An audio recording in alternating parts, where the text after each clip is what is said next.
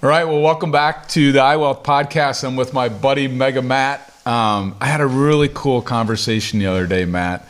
I received a call from a local school that said that there was a freshman. The email said there's a freshman in high school that's doing day trading and might want to quit school. Would you talk to him? I'm like, well, this is interesting. Like, ooh, definitely interesting. Of course, I want to help people, of course, but it's also really interesting. And so my question to you, Matt, like, did you ever think about day trading when you were a freshman in high school? Like, absolutely not. Where does your head go when I because we didn't tee this up at all. Like, where's your head go when I say a freshman's thinking about day trading, wondering if they should be in school because they're missing out on money? Yeah, because they're at school and not day trading. And like, not day what's trading. Your head think? Like, what advice? Well, the first thing I want to find out is I want to know more. Right? Like, I mean, are they hundreds of $1,000s? Or are they millions of dollars up? Or are they hundreds of $1,000s down? I want to know more, right? Yeah. That's the first thing I think. And then the second thing I think is you're missing something. Like, you're missing something cool by not being there at school. Oh. Like that universal thing. Yeah. You know, it's like, hi, I'm from this town. Did you go to high school? Da-da-da, right? Like, that's almost the second question. Yeah. Universally, at least in the middle of the Midwest, right? Where my head went is like, first of all, pretty special individual. Yeah. Like, if they're already attuned to do it or even think about it as a freshman, like, they're pretty special. My head goes to like Mark Zuckerberg, and it goes to Steve Jobs. Yeah, we're dealing with a unique individual. Somebody that, Elon Musk, people that went to college didn't finish college because they just, they were out, they were special. Yep. So my head's like, well, this could be this special kid. So anyway, I met with the kid, came in, had a tie on, had lunch, and I asked him, I'm like, well, I just wanted to find out more about this guy, and found out he comes from a good home, upbringing. I kind of talked about mom and dad and siblings and stuff like that. Knew some people in common. But although my head went to these people that dropped out of college, I know you can't drop out of high school. Like, you need to finish, right? And so my main goal going into this not knowing anything was like, you got to stay in school, right? Well, what I discovered was it wasn't that he didn't want to stay in school, but he wanted to be homeschooled instead of going to school. And part of his why was, I'm wasting 40 minutes of every hour, because they give you instructions for 20 minutes. You got to sit there for 40 minutes and work on stuff. Like, let's just go to the next subject kind of thing. But what was super interesting is, as he talked about, so he pulled open his computer, showed me his day trading thing, right? There's this website, I don't remember what it was, that you can go to and you can play with fake money. Trade like it's real money, but it's not yours.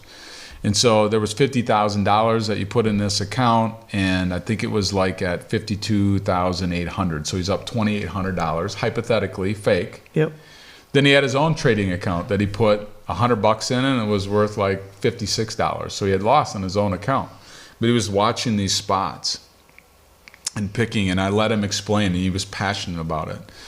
But then I went deeper, and I said, there's something more than just trading. Tell me what's going on. He's like, well, I work at this place, and I see these old guys like me, 60s, I'm 51, but I see these old guys, and they're starting to buy these cool cars because they're retired and things. He's like, I don't want to wait until I'm 60. I want to buy this car when I'm like 32 years old. Okay. And I'm like, I love this. Okay, you aspire because you want something. That's cool.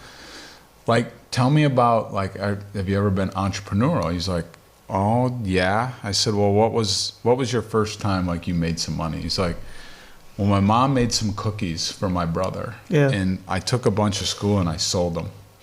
And I made money. And then he said, and then he said that moved on to, the school didn't supply like these power drinks or these energy drinks. So he said, I went to Walmart and I bought like a case of these. And then I had them in my locker, and I sold them for $3 a piece. I made $2 on every one of them.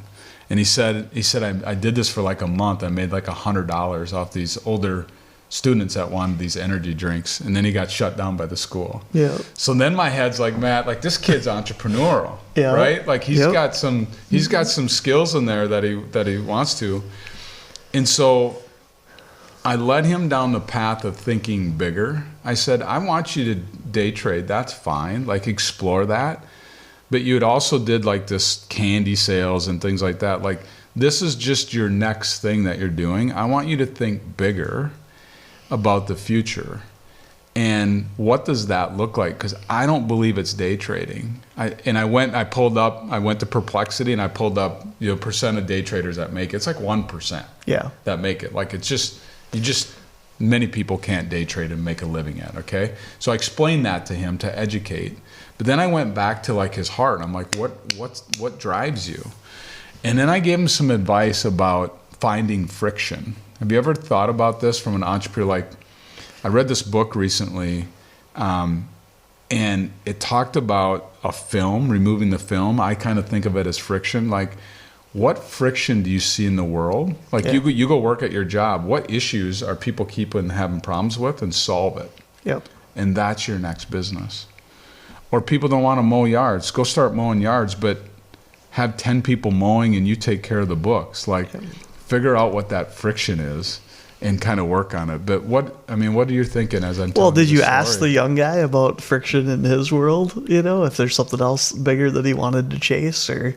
Yeah, he didn't have anything now, but I could see his wheels head starting to turn about what friction can I solve? What friction can I solve? Kind of thing, And then I told him this. I said, I'm not convinced you have to go to college. Like, college isn't for everybody. Yep. So do you really need to go there? Because I said, what do you aspire? And he said, well, I want to finish school and I want to go to college. And I said, what do you want to do in college? And he said, well, I want to get like a business degree or entrepreneur degree or something like that. And so then I backed up and I said, absolutely need to finish school. Now, whether it's homeschool or at your local school, that's up between you and your parents. I'm not getting involved there.